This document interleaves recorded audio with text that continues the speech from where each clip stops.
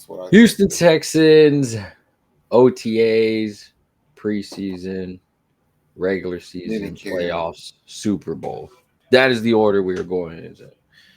I'm cool with that. I'm cool with that. Uh, OTAs, pretty much fun Listen, camp. like I'm gonna if you don't mind, I want to change something up. Like I Yeah, was watching shit on YouTube, online, like all different kind of things about the Texans, and it's all fun to watch, right? But then about like 45 minutes into this, right, something dawned on me, and I was like, most fans are kind of retarded. Like, not to make my thing is this: it's like, when can you get to just be a fan? yeah, Because everybody shit I was watching, it was so much cool shit.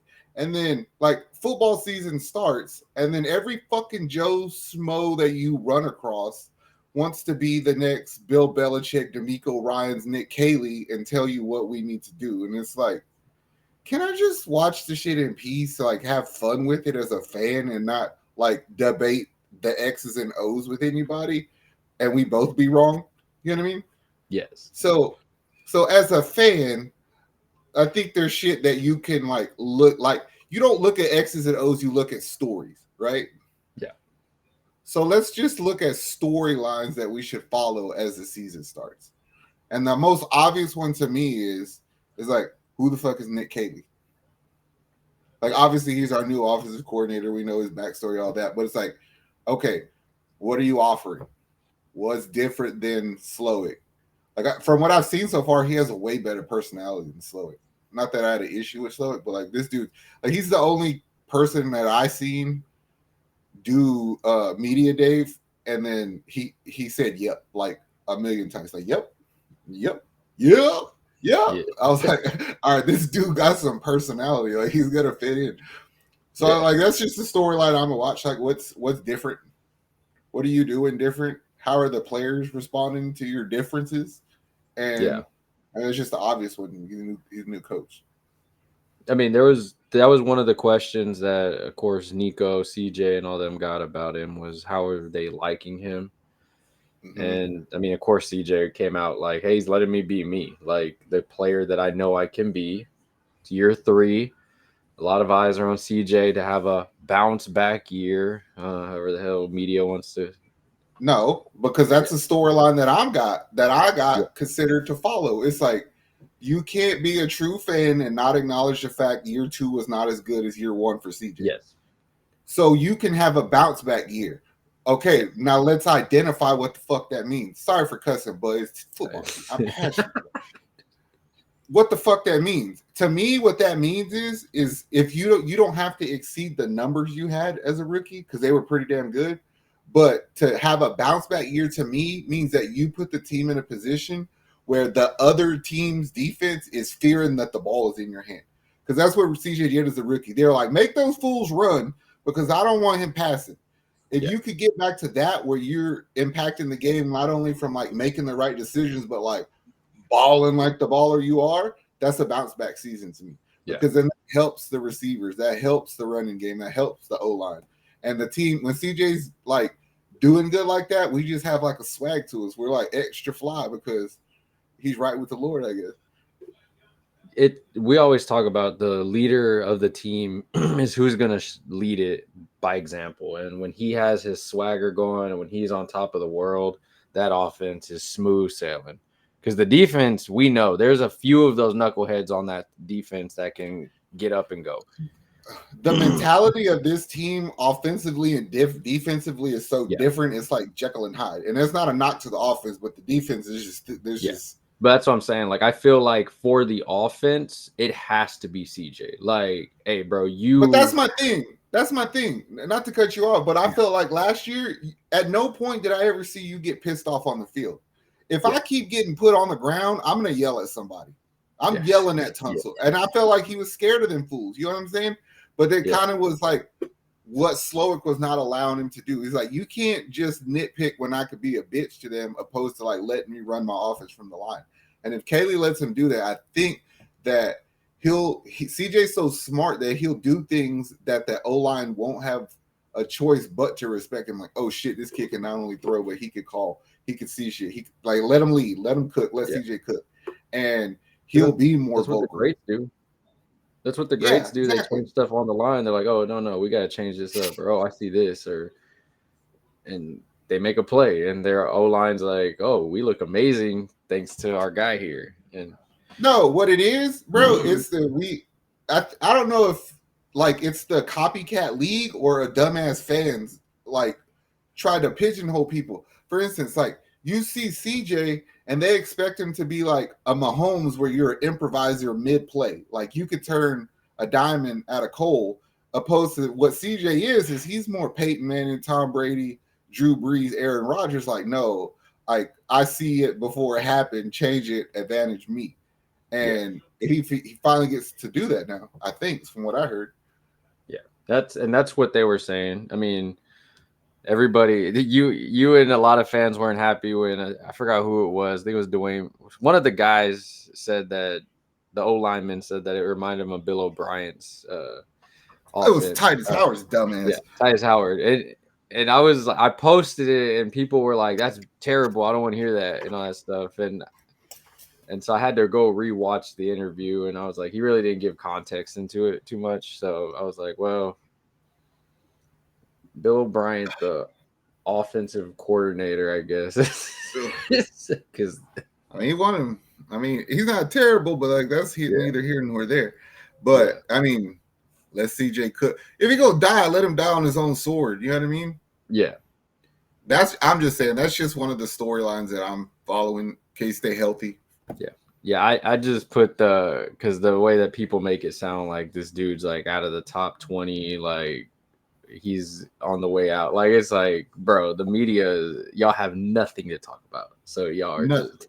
You talk to the other team's defenses and see how they feel about CJ, and then come back and talk to me. Like the dude's he's a legit starter in this league. Like he doesn't warrant being up there with like the Patties and the Lamars and those guys because he hasn't won shit yet.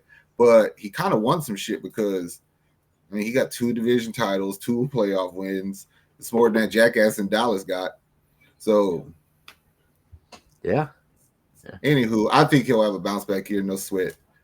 I guess the third most obvious storyline to follow is, did the O-line get better? Because no matter what Caserio did, if you come back out and the O-line is that bad, he failed us as a fan base. Yes. It's interesting because there's people wanted big trade names, this and that. I mean, he got rid of players that he felt were not leading by example, Laramie Tunsil and those guys, which surprised people. But I mean, you want change, and he was like, I got to get you off of my damn team because, as we've heard D'Amico say, physicality is how you're going to play, and if you're not showing me that, you don't belong on this team. And it clearly shows with how they got rid of veterans that we thought were going to step up and lead on that O-line and just pretty much did nothing all season, just Shaq waddled Mason. out Somebody there. asked me earlier, what do you think about Shaq Mason? I think he's a bum. Like he's good, but he was a bum. Like he underperformed. I think we did good as far as like bringing shit in. You got 2 vets, 2 rooks, kept what you liked from last year. You got to put it together. Yeah.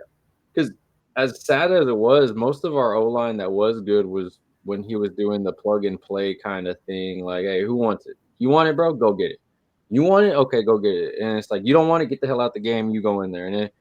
And so I feel like with the competition at the O-line, it's one of those things where it's like it can be suitable way better than hopefully than we got last year. I just want a center. Like, establish who your center is. I think it's going to be Patterson, which I'm fine with. And then we'll go from there. Yeah. Because it's a long season, injuries, especially in the trenches. Those little baby injuries always. Well, that's why we got depth. You still got Fisher. We drafted Irsay. Everybody keeps talking about that Eli Cox kid in camp. Said he's hella fucking good. You brought in 3 vets because you got Tomlinson, you got Cam Robinson, and then the other fucker we got from the Bengals. Forget his name. Yeah. So I mean, he tried. My point is if it don't work out, then either the coaches that do O-line suck or whoever scouts O-line suck, but something's going wrong. I mean, it's better than him just sitting with what he had, and two, it's better than just getting rid of them and being like, hey, well, I ain't got nothing. I believe before we got anybody in free agency or the draft, we were better because of an addition by subtraction, just by getting rid of Tunsil. Yeah. Which everybody was shocked about. And we weren't. We were like, hey. I mean, I was kind of shocked in the sense of like I didn't think they would do it, but I wasn't shocked that they did it because it's like, fuck it, about time. It's like, yes, he don't play. So another storyline I have for probably more so the beginning of the season than the whole season, but it's like I'm kind of over this Joe Mixon shit. Like, why are you hurt all the time?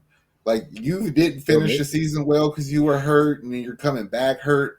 So the storyline I'm following is there a running back going to just take the spot?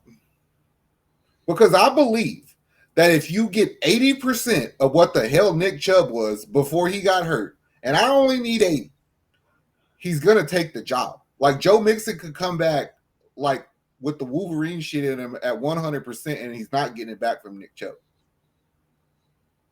And then the kid we got from USC, you still have, like, I don't have faith in Dameon Pierce, but I guess some of y'all do. Not even on the team still. It's like, come on, one of the running backs, just do it. Don't wait for. I'm sick of this by committee shit. Like, find a diamond in the rough, or hope Chubb is like back.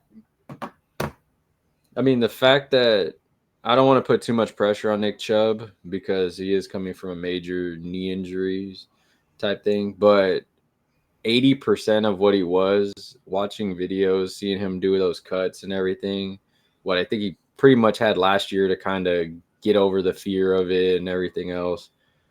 I'll take 80% Nick Chubb because that Joe Mixon is like, I'm not on the high horse of Joe Mixon from last year, how everybody was from the fantasy standpoint to the regular season standpoint of like, oh, he's the greatest running back in the league. No, he's not. He did good. He was sustainable, and when he wasn't injured, and then the old Joe Mixon came out and was injured. It happened. Yes. I mean, yeah, I get it. It was a fucked up play where they threw him down and it should have been called, but whatever. You got injured. End of the time, next guy up. Dameon Pierce, you're a bum. You've had countless times. The fact that Cam Akers came in, took your job, they traded him away, and you still sucked. It's like ridiculous that I'm even saying your name. I'm a Nick Chubb fan, so I'm banking on the fact that if Nick Chubb could come in and give us a year like that one time Carlos Hyde played for us, I'll love it. It would be so hard to beat our team.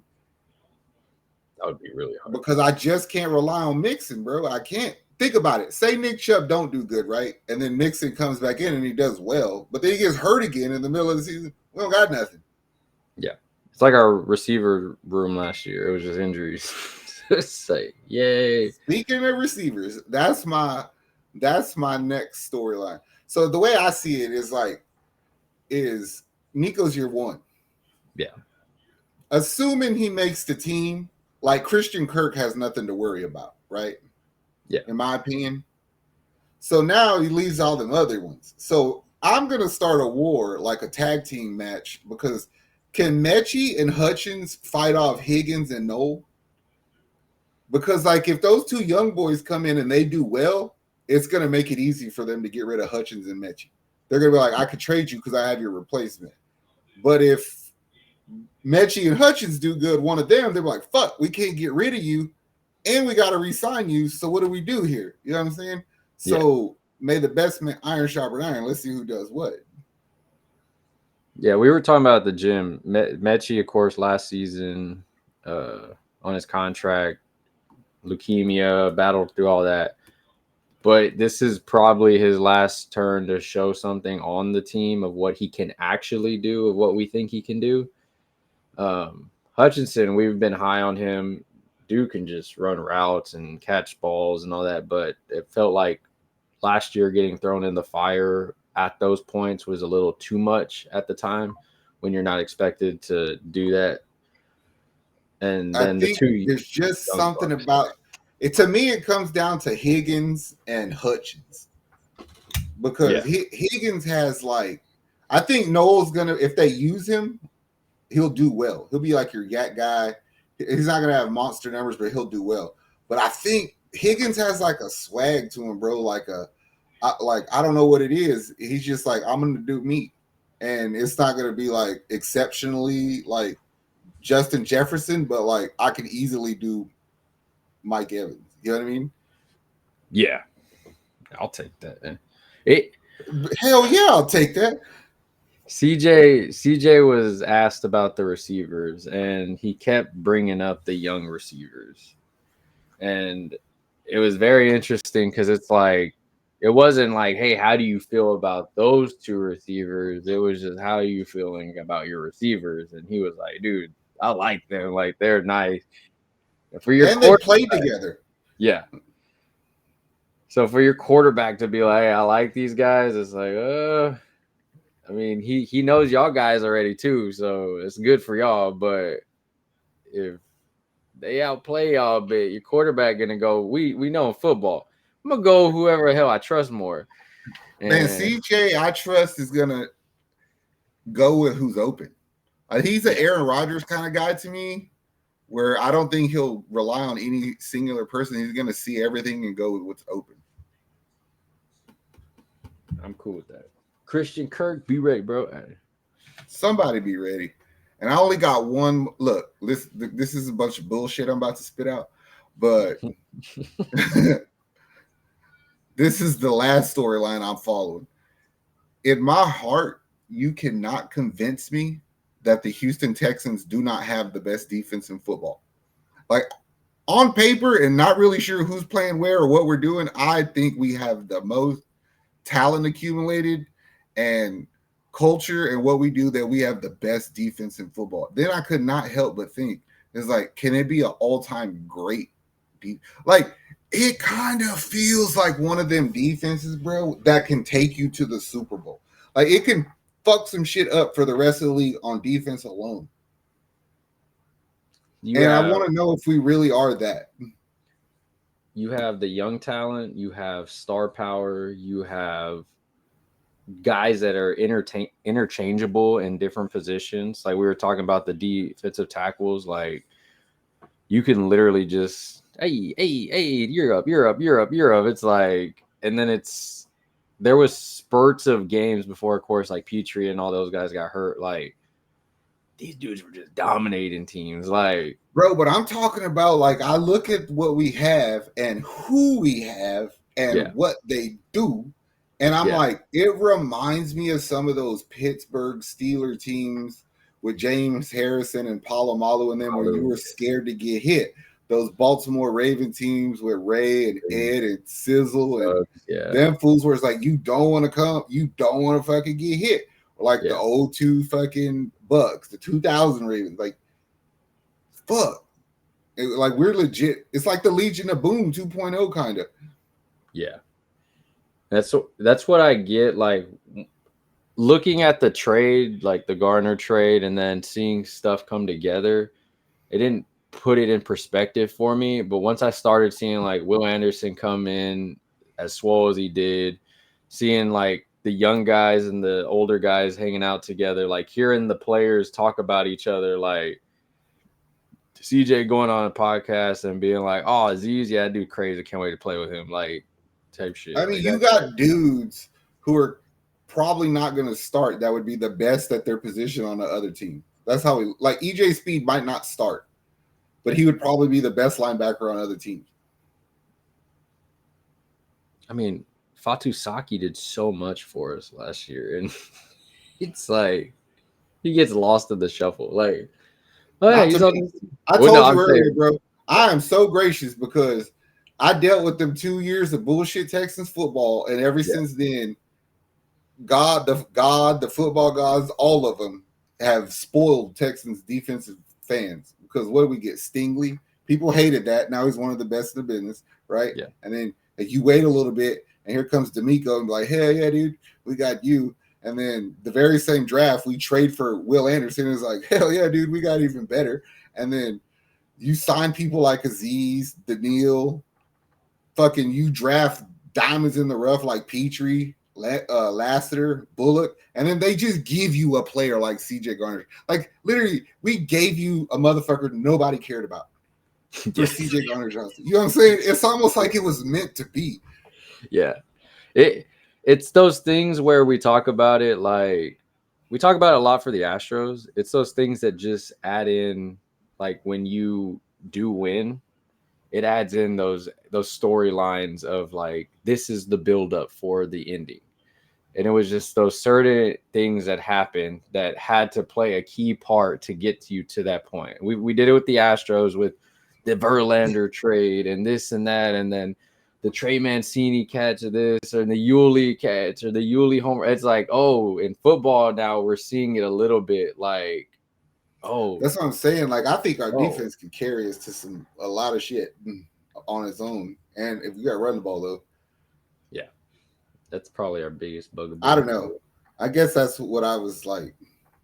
It makes me feel even better that Houston's got such an elite defense and Dallas is so terrible because they think they have a good defense. But hey, if you ask ESPN, the Jaguars have the best team in the division.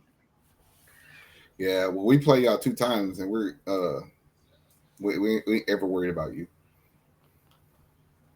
Y'all got Trevor Lawrence. We own Trevor Lawrence. Christian Kirk would be like, give me the ball.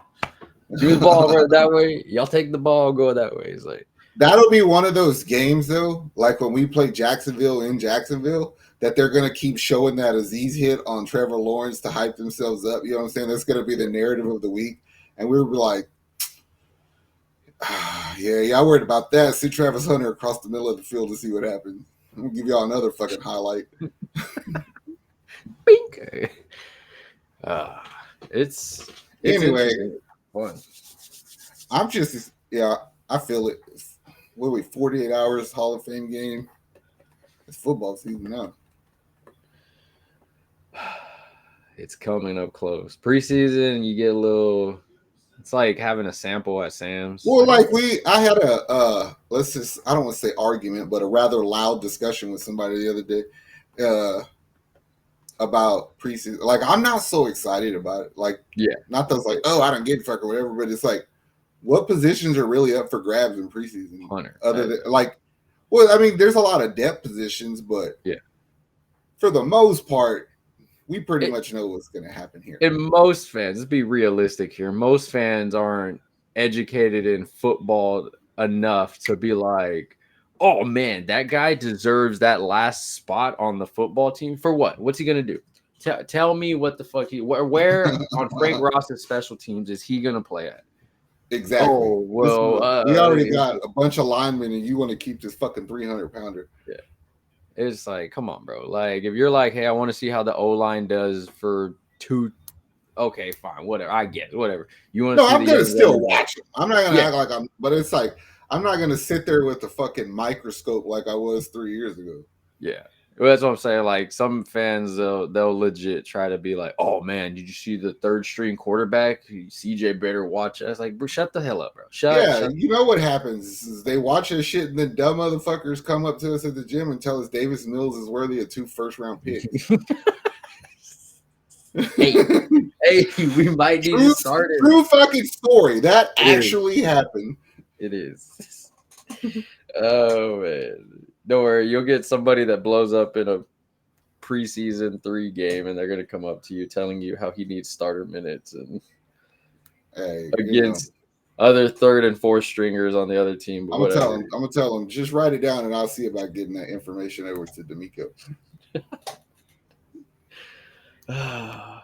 Texans fans, relax, enjoy it. Yeah, this all means nothing. All you should hope for is health. Yes, after being an Astros fan, let's hope for that. I guess the fun thing about preseason or whatever is if there is like a specific player or something that you're kind of rooting for, you watch it to see how he does, you know. But like Braxton, not really caring about anybody. No, you're not watching for Braxton. I mean, I suppose I would watch like to watch the receivers in preseason to see who's doing what. Oh man, somebody out there is a Braxton Burrs fan.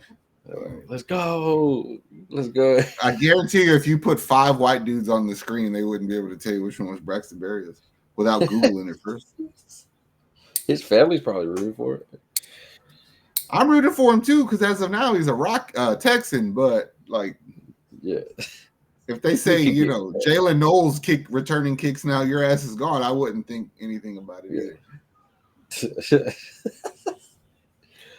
Oh man, Texans fans, let us know what players you are interested in looking at.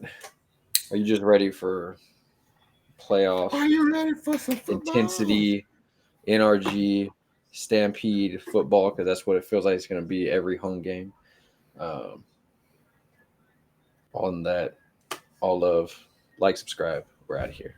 Later. Peace.